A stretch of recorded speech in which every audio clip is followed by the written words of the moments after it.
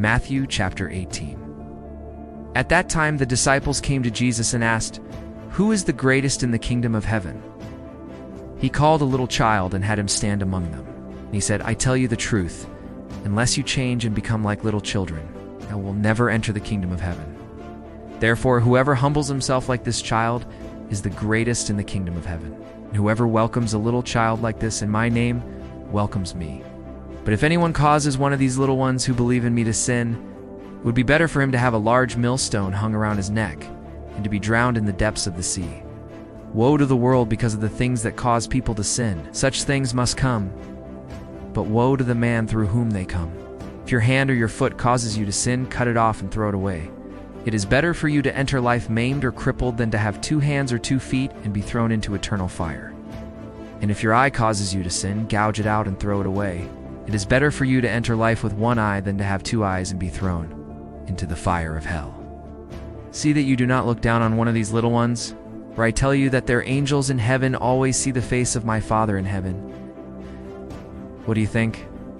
If a man owns 100 sheep and one of them wanders away, will he not leave the 99 on the hills and go to look for the one that wandered off? And if he finds it, I tell you the truth, he is happier about that 1 sheep than about the 99 that did not wander off. In the same way, your Father in heaven is not willing that any of these little ones should be lost. If your brother sins against you, go and show him his fault, just between the 2 of you. If he listens to you, you have won your brother over.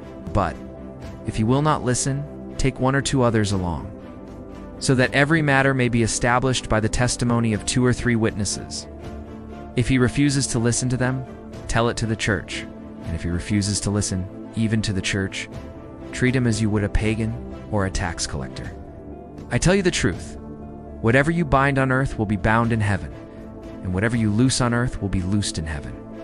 Again, I tell you that if 2 of you on earth agree about anything you ask for, it will be done for you by my Father in heaven. For where 2 or 3 come together in my name, there am I with them."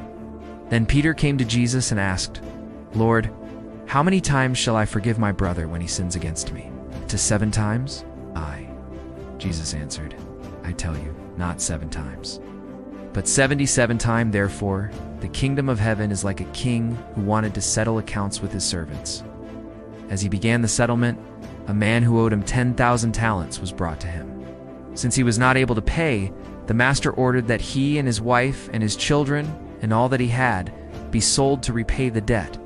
The servant fell on his knees before him. "Be patient with me," he begged, "and I will pay back everything." The servant's master took pity on him, canceled the debt, and let him go. But when that servant went out, he found one of his fellow servants who owed him 100 denarii. He grabbed him and began to choke him. "Pay back what you owe me," he demanded. His fellow servant fell to his knees and begged him, "Be patient with me and I will pay you back." But he refused. Instead, he went off and had the man thrown into prison until he could pay the debt. When the other servants saw what had happened, they were greatly distressed and went and told their master everything that had happened. Then the master called the servant in.